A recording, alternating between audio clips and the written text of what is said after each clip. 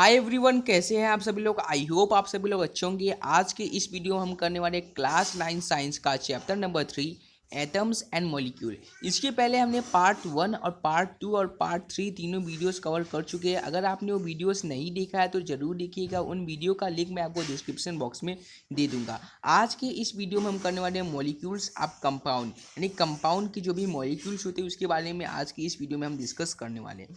तो सबसे पहले हमारे पास पैराग्राफ आता है, atoms of different element join together in defined proportion to form molecule of compound. ठीक है, तो डिफरेंट जो एलिमेंट्स होते हैं उनके डिफरेंट एटम्स होते हैं। जब वो एटम्स एक दूसरे के साथ कंबाइन होते हैं तब हमारे पास क्या बनता है, कंपाउंड बन जाता है। For example are given in table 3.4। Table 3.4 में हमें कुछ एग्जाम्पल लिए गए, जैसे कि आप लोग यहाँ पे देख पा रहे हो, कंपाउंड है हमारे पास H2O। तो ये कौन कौन सी एलिमेंट से मिलकर बना हुआ है, एलिमेंट के एटम से। तो यहाँ पे हाइड्रोजन और ऑक्सीजन को मिलकर ये बनाया गया है, जिसका जो फिक्स प्रोपोर्शन है 1:8 का है।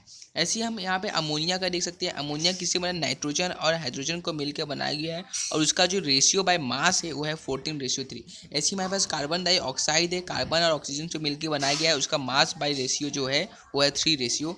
ठीक है, इसके बाद हमारे पास एक्टिविटी आता है, activity 3.2। Refer table 3.4 for the ratio by mass of the atom present in the molecule and table 3.2 for atomic mass of the element. Find the ratio of number of atom of element in the molecules of the compound. ठीक है, the ratio of number of atom for water molecules can be found. ठीक है, हमें क्या करना है, हमारे पास हमने पीछे देखा था कि रेशियो बाय मास क्या होता है और एटॉमिक मास क्या होता है, मास रेशियो हमने देखा था। अब हमें एक सिंपल रेशियो नहीं, उसके अंदर एटम्स के जो रेशियो वो कैसे निकालेंगे। तो यहाँ पे हमें H2O के दिया गया, जैसे कि हमारे पास H2O एक कंपाउंड है, इसके अंदर हाइड्रोजन है और ऑक्सीजन। यहाँ पे हाइड्रोजन ऑक्सीजन, उसका रेशियो बाय जो मास होता है हाइड्रोजन का 1 होता है, ऑक्सीजन का 8 होता है, और उसका एटॉमिक वेट हाइड्रोजन का 1 होता है, इसका 16 होता है। तो हम क्या करेंगे, सिंपली उसका रेशियो ले लेंगे, एटॉमिक रेशियो क्या करें, ये दोनों का रेशियो लेंगे। तो यहाँ पे 1:1 आ जाएगा, 8:16 1/2 आ जाएगा। फिर क्या करेंगे, सिंपली हम इसका भी रेशियो ले लेंगे, तो 1/1/2, ये आपका 2 ऊपर चला जाएगा, 2/1। तो आप लोग यहाँ पे देख पा रहे हो कि यहाँ पे जो रेशियो आया है वो हमारा H2O का जो आया है वो 2:1 आया था। आप लोग यहाँ पे देख पा रहे हो, यहाँ पे 2 है, हाइड्रोजन के 2 एटम से और ऑक्सीजन की एक ही एटम से, इसलिए हमारे पास सिंपलेस्ट रेशियो जो आया है 2:1 आया है। ठीक है, the ratio by number of atom for water molecule is 2:1। इसके बाद हमारा नेक्स्ट टॉपिक आता है, व्हाट इज एनायन। अब एनायन क्या होता है, compound composed of metals and non metals contain charge species. ठीक है, ऐसे कंपाउंड जिसके अंदर मेटल भी हो और नॉन मेटल भी हो, उसके अंदर जो होते हैं स्पेसिस उनके पास चार्ज होता है। The charge species are known as ion. ठीक है, उसके अंदर के जो चार्ज स्पेसिस होते हैं उनको क्या बोलते हैं, आयन्स बोलते हैं। आयन्स में consist of single charge atom और group of atom that have a net charge on them. ठीक है, तो आयन जो होती है या तो सिंगल एटम भी हो सकता है या फिर ग्रुप ऑफ एटम भी हो सकता है, उसके ऊपर जो नेट चार्ज होगा वो उसको हम देखेंगे। In ion can be negative और पॉजिटिव चार्ज। कोई भी आयन जो होगा नेगेटिव चार्ज भी हो सकता है और पॉजिटिव चार्ज भी। जैसे कि यहाँ पे आप Na की बात करो तो Na+ होता है, Cl- होता है। तो यहाँ पे ये जो ये पॉजिटिव चार्ज है, ये हमारे पास नेगेटिव चार्ज है। A negative charge ion is called anion and the positive charge ion is called cation। ठीक है, तो जो नेगेटिव चार्ज आयन होता है उसे हम बोलते हैं एनायन, और जो पॉजिटिव चार्ज आयन होता है उसे हम बोलते हैं cation. Take for example sodium chloride NaCl। जैसे कि हम एग्जाम्पल के रूप में ले लेते हैं, हमारे पास सोडियम क्लोराइड NaCl है। यहाँ पे हमारे पास 2 आयन है, एक तो Na+ है और दूसरा हमारे पास Cl- है। तो यहाँ पे जो Na+ इसके ऊपर पॉजिटिव चार्ज है इसलिए हो जाएगा केटायन, और Cl- के ऊपर नेगेटिव चार्ज है इसलिए हो जाएगा anion. Its constituent particle are positively charged sodium chloride and negatively charged sodium chloride। ठीक है, a group of atom carried a charge is known as polyatomic ion। ठीक है, तो अब हमने देखा कि सिर्फ एक ही एटम देखा कि जैसे कि Na हो गया, तो Na के ऊपर पॉजिटिव चार्ज था। ठीक है, Na के ऊपर पॉजिटिव चार्ज, लेकिन ऐसे ग्रुप ऑफ एटम हो जाए जिनके ऊपर कुछ ना कुछ चार्ज हुए तो उसको हम बोलते हैं पोलीएटॉमिक आयन। ठीक है, उसको क्या बोलते हैं, पोलीएटॉमिक आयन।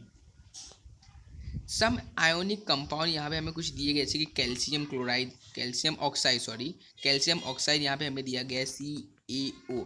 तो आप लोग यहाँ पे देख पा रहे हो, यहाँ पे कैल्शियम के ऊपर पॉजिटिव चार्ज होगा, ऑक्सीजन के ऊपर +2 और ऑक्सीजन के ऊपर -2 का, ये जुड़ के हमें बने हुए हैं। ठीक है, यहाँ पे मैग्नीशियम सल्फाइड भी दिया गया है और सोडियम क्लोराइड भी यहाँ पे दिया गया है। अब राइटिंग केमिकल फार्मूला, अब जो भी हम ये जो कंपाउंड होते हैं उनके हम केमिकल फार्मूला को लिखने सीखेंगे कि इनकी जो भी फार्मूला होते हैं उसको हम कैसे लिखते हैं।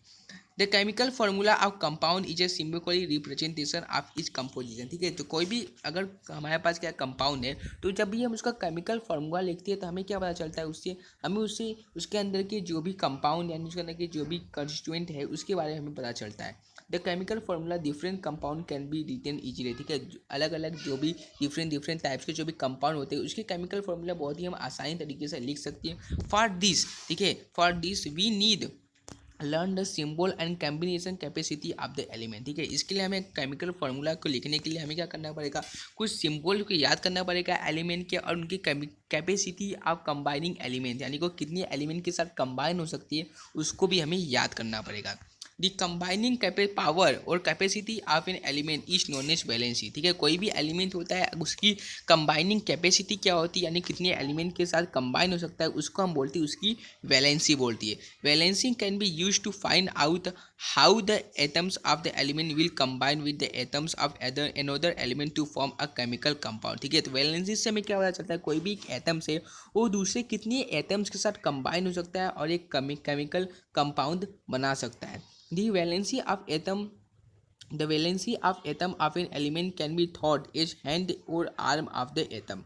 Human being has 2 arm and octopus has 8 arm। ठीक है, हमने देखा कि ह्यूमन बींग्स के पास 2 आर्म होते हैं और ऑक्टोपस के पास कितने आर्म होते हैं, 8 आर्म होते हैं। If one octopus has catch hold of a few people in the same manner that the 8 arm of the octopus and both arm of the all humans are lock. ठीक है, हमें क्या करना है, अगर कोई एक ऑक्टोपस उसके पास 8 आर्म होते हैं तो उसको हमें ह्यूमंस को इस तरीके से पकड़ना है कि ह्यूमंस के दोनों आर्म लॉक हो जावे और जो ऑक्टोपस के चारों आर्म हो जो ऑक्यूपाई हो सकते हो जाए। तो ऐसे वो 4 पर्सन को कवर कर सकता है।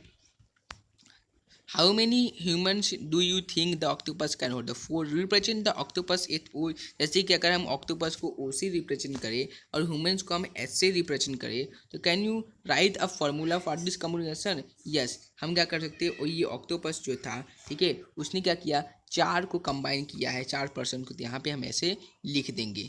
The valency of The valency of some common ion are given in table 3.6. We will learn more about valency in the next chapter। हमें कुछ वैलेंसी दी गई है टेबल 3.6 में, हमें क्या करना है, इसको याद करना है और के बारे में हम क्या करेंगे नेक्स्ट चैप्टर में पढ़ने वाले हैं। यहाँ पे हम देख सकते हैं सोडियम की वैलेंसी Na+ यानी कि 1 हो जाती है। पोटेशियम की K+, यहाँ पे पोटेशियम की K+ है तो यहाँ पे ऊपर जो होता है उसकी वैलेंसी बताई जाती है, यानी इसकी वैलेंसी कितने +1 है। ठीक है, यहाँ पे जैसे कि आर्गन की भी +1 है, कॉपर की भी +1 है। इसी तरीके से मैग्नीशियम की कितनी है, +2 है, क्योंकि मैग्नीशियम में क्या लिखा जाता है, Mg+2 लिखा हुआ है, तो इसके ऊपर की जो होती वैलेंसी होती है इसकी वैलेंसी कितनी हो जाएगी, +2 हो जाएगी। इसी तरीके से कैल्शियम, जिंक, आयरन 2, कॉपर 2 ये सब की हमें वैलेंसी दी गई है, तो हमें याद कर लेना है। यहाँ पे पॉली एटॉमिक आयन भी दिए गए, जैसे कि कोई एक एटम ना हो जो कि ग्रुप ऑफ एटम्स को मिला के बने हो, उनको हम बोले पॉली एटॉमिक आयन। जैसे कि यहाँ पे हम देख सकते हैं NH4 दिया गया है, NH4 ये ग्रुप ऑफ एटम नाइट्रोजन और हाइड्रोजन को मिला के ये बना गया है। इसका जो नेट चार्ज इसके ऊपर है NH4 के ऊपर वो है प्लस का, तो इसकी वैलेंसी कितनी हो जाएगी, +1 हो जाएगी। इसी तरीके से हमारे पास और सारे आप लोग इसको देख सकते हैं। The rule that you have to follow while writing a chemical formula are as follow. ठीक है, हम जब भी हम कोई केमिकल फार्मूला लिखते हैं तो हमें कौन से रूल को ध्यान में रखना चाहिए। यहाँ में हमारे पास 3 रूल दिए गए हैं, हम एक एक करके इनको स्टडी करते हैं। दी वैलेंसी और charge on the ion must balance. ठीक है, कोई भी आयन या फिर चार्ज के ऊपर जो भी वैलेंसी होती है वो बैलेंस होनी चाहिए। ठीक है, जैसे कि एग्जाम्पल के रूप में हम देखें कि Na+ हो गया और Cl- हो गया, तो आप लोग यहाँ पे देख पा रहे हैं इसके ऊपर +1 है, इसके ऊपर -1 है, इसके ऊपर +1 है, इसके ऊपर -1 है, तो दोनों क्या करते हैं एक दूसरे को कैंसिल आउट कर देते हैं। यहाँ पे +1 -1, तो दोनों के ऊपर जो चार्ज होती है वो बैलेंस होनी चाहिए। अगर यहाँ पे +1 है तो यहाँ भी -1 होना चाहिए, यहाँ पे -2 है तो इधर +2 होना चाहिए। ठीक है, दोनों तरफ चार्ज कैसा होना है, बैलेंस होना चाहिए। When a compound consist of methods and a non methods, the name और symbol of the methods in written first. For example calcium oxide, sodium chloride, iron sulphide, copper oxide. ठीक है, जब भी कभी ऐसा कोई कंपाउंड आता है जिसके अंदर मेटल भी हुए और नॉन मेटल भी हो तो आपको क्या करना है, उसके सिंबल्स को लिख देना। जैसे कि यहाँ पे जैसे कि एग्जांपल के रूप में दिया कैल्शियम ऑक्साइड, तो कैल्शियम ऑक्साइड का Ca सिंबल और ऑक्साइड का O। ठीक है, इसी तरीके से सोडियम क्लोराइड तो NaCl, इसी तरीके से आयरन सल्फाइड तो FeS। इसी तरीके से और भी चीज़ हमें यहाँ पे दिए गए हैं। Where oxygen, chloride, sulfur are non-metals are written on the right hand, where calcium, sodium, iron are coppers are written on the left hand. In compound formed with polyatomic ion, the number of ions present in the compound is indicated by enclosing the formula of into the bracket and while writing the number of ion outside the bracket, for example MgOH1। ठीक है, कभी भी क्या हो, अगर दो से ज़्यादा कंपाउंड कंबाइन, जैसे कि यहाँ पे हमारे पास है MgOH ट्वाइस है, हमें यहाँ पास यहाँ MgOH ट्वाइस है। अब Mg की जो वैलेंसी होती है वो होती है +2 और OH की जो वैलेंसी होती है वो -1 होती है। तो हमने देखा कि दोनों तरफ वैलेंसी बैलेंस होनी चाहिए थी। यहाँ पे इसके बाद +2 है, यहाँ पे इसके बाद -1 ही है। तो हम क्या करेंगे, एक और OH माइनस को ले आएंगे, तो यहाँ पे भी -2 क्या -1 -2 हो जाएगा। तो यहाँ पे +2 हो गया, यहाँ पे -2 होगा। तो अब हमारे पास वैलेंसी बैलेंस हो गई है, तो इसको हम ऐसे लिखेंगे, यहाँ पर हम लिखेंगे Mg +2 OH पूरा 2 बार लिख के यहाँ पे हम माइनस लगा देंगे। ठीक है, फॉर्मूला ऑफ सिंपल कंपाउंड। अब हम क्या करेंगे, सिंपल कंपाउंड के फॉर्मूले को लिखने सीखेंगे। The simple compound which are made up of 2 different element are called binary compound. ठीक है, तो सिंपल कंपाउंड जो कि 2 डिफरेंट एलिमेंट से मिलकर बने उसको क्या बोलते हैं, बाइनरी कंपाउंड बोलते हैं। जैसे क्या आप यहाँ पे देख सकते हो NaCl एक सिंपल कंपाउंड है। Valency of some ions are given in table 3.6. You can use these to write the formula। ठीक है, हमारे पास अभी आपको याद नहीं है तो टेबल 3.6 में आपको वैलेंसी दी गई है, आप उनका यूज करके इनको लिख सकते हैं। While writing the chemical formula for compound, we write the constituent element and their valency as shown in figure, then we must cross over the valency of the combining atom। ठीक है, हमें क्या करना है, जब भी हम कोई चीज़ लिखते हैं तो उनके हम एटम्स और उसके नीचे उसकी वैलेंसी लिख देते हैं। इसके बाद हम उसको क्या करते हैं, क्रॉस मल्टीप्लाई कर देते हैं। जैसे कि यहाँ पे हमें एग्जाम्पल के रूप में अगर हमें HCl बनाना हो तो हम क्या करेंगे, यहाँ पे एलिमेंट लिखेंगे हाइड्रोजन, यहाँ पे लिखेंगे Cl। अब इसकी जो वैलेंसी होती है +1 होती है, इसकी जो वैलेंसी होती है -1 होती है। हम दोनों के क्या करेंगे, क्रॉस मल्टीप्लाई कर देंगे। तो यहाँ पे ये 1 इसके साथ चला जाएगा, 1 इसके साथ चला जाएगा, यानी कि क्या हो जाएगा, H के साथ 1 मल्टीप्लाई हो गया और यहाँ पे Cl के साथ भी 1 मल्टीप्लाई हो गया। तो 1 मल्टीप्लाई मतलब कुछ नहीं, तो यहाँ पे HCl हमारे पास एक कंपाउंड बन के आ गया जिसकी हमने फॉर्मूला लिख दी है। इसी तरीके से नेक्स्ट हमारे पास है हाइड्रोजन सल्फाइड। अब हाइड्रोजन सल्फाइड का जो फॉर्मूला होता है H2S, तो उसको हम कैसे लिखेंगे, यहाँ पे कुछ नहीं, सिंपली हम H लिखेंगे हाइड्रोजन और सल्फाइड। अब हाइड्रोजन की जो वैलेंसी होती है 1 होती है, सल्फाइड की 2 होती है, तो क्रॉस मल्टीप्लाई हम इसमें भी कर देंगे। यहाँ पे जब क्रॉस मल्टीप्लाई करेंगे तो हाइड्रोजन के साथ यहाँ पे आप लोग देख पा रहे हो 2 मल्टीप्लाई हो जाएगा और H के साथ 1 हो जाएगा। तो अब यहाँ पे हो जाएगा हमारा फॉर्मूला H2S। ठीक है, फॉर्मूला ऑफ कार्बन टेट्राक्लोराइड। ठीक है, कार्बन टेट्राक्लोराइड के जैसे कि यहाँ पे कार्बन CCl4 को हम कार्बन टेट्राक्लोराइड बोलते हैं। तो कार्बन की वैलेंसी 4 होती है और क्लोराइड की वैलेंसी 1 होती है। सिंपली इसको भी इधर की तरफ हम मल्टीप्लाई कर देंगे तो यहाँ पे हमारे पास हो जाएगा C1CCl4। ठीक है, तो CCl4 हो जाएगा। इसके बाद for magnesium chloride we write the symbol of cation Mg+2 first followed by the symbol of anion, then their charge are criss cross to the get formula. ठीक है, हमें क्या करेंगे, मैग्नीशियम क्लोराइड के लिखना है तो उसी तरीके से लिखेंगे।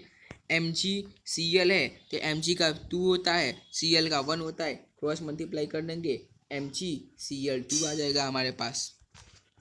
Thus, the magnesium chloride, there are 2 chloride ions for each magnesium. The positive and negative charge must balance each other, and the overall structure must be neutral. Note that in the formula, the charge on the atoms are not indicated। ठीक है, तो हम क्या करते हैं, जो भी formula लिखते हैं उसके अंदर जो चार्ज होता है उसको हम इंडिकेट नहीं करते, और दोनों का जो केटायन का जो एनायन का दोनों का चार्ज जो होता है वो केमिकल फॉर्मूला में बैलेंस होता है। जैसे कि एग्जाम्पल के रूप में हम अगर MgCl2 लेवे तो MgCl2 में क्या होता है, MgCl2 में तो Mg के ऊपर होता है हमारे पास +2 चार्ज। अब अगर हम यहाँ एक ही Cl लेवे, यहाँ पे अगर एक ही Cl ले होता है -1 हो गया, यहाँ पे हमारे पास +2 है तो चार्ज बैलेंस नहीं हो गया, यानी हमें यहाँ पे 2 Cl माइनस लेना पड़ेगा, तो यहाँ पे 2 का चार्ज आ जाएगा। तो यहाँ पे +2 यहाँ पे -2, अब ये हमारे पास ये बैलेंस हो चुका है। सम मोर एग्जाम्पल, हमें यहाँ पे कुछ और भी एग्जाम्पल दिए गए जैसे कि एयर और ऑक्सीजन, तो आप लोग इसको भी कर सकते हो इन द सेम वे, उसी तरीके से।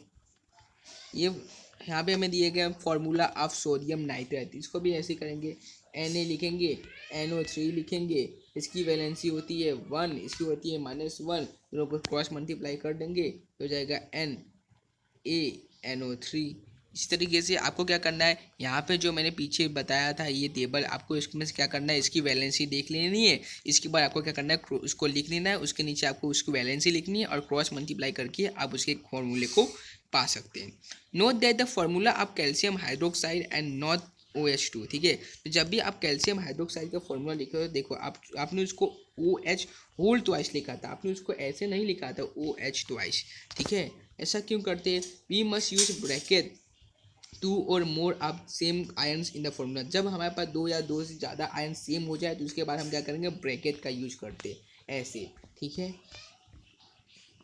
यहाँ पे हमारे पास और भी कुछ फॉर्मूले दिए गए हैं, आप लोग यहाँ पे देख सकते हैं, इसको आप प्रैक्टिस कर सकते हो, ठीक है। इसके बाद आता है हमारे पास नेक्स्ट टॉपिक मोलिकुलर मास। अब मोलिकुलर मास क्या होता है, तो in session 3.22 we have discuss the concept of atomic mass. हमने एटॉमिक मास के बारे में डिस्कस कर लिया है। The concept can be extended to calculate molecular mass. इसी कॉन्सेप्ट का यूज करके हम मोलिकुलर मास को आप डिफाइन कर सकते हैं। The molecular mass of a substance is the sum of atomic masses of all the atom in the molecule of the substance. It is therefore the relative mass of a molecule express is atomic mass unit, ठीक है। तो molecular mass को क्या कर सकते हैं, और कोई भी उसका मोलिक्यूल दिया है तो हम क्या करेंगे, उसके एटॉमिक मास को हम प्लस कर देंगे तो हमारे पास मोलिकुलर मास आ जाएगा। इसी तरीके से फार्मूला यूनिट मास क्या होता है, formula unit mass, the formula unit mass of substance is the sum of atomic mass of all atoms in the formula unit mass, ठीक है। सेम जैसे मोलिकुलर मास होता है उसी तरीके से हमारे पास फार्मूला यूनिट मास भी होता है, बस उसमें डिफरेंस क्या होता है, उसमें कुछ डिफरेंस नहीं होता है। देखो आप लोग इधर, formula unit mass is calculated in the same manner as we calculate the molecular mass. The only difference is that we use the formula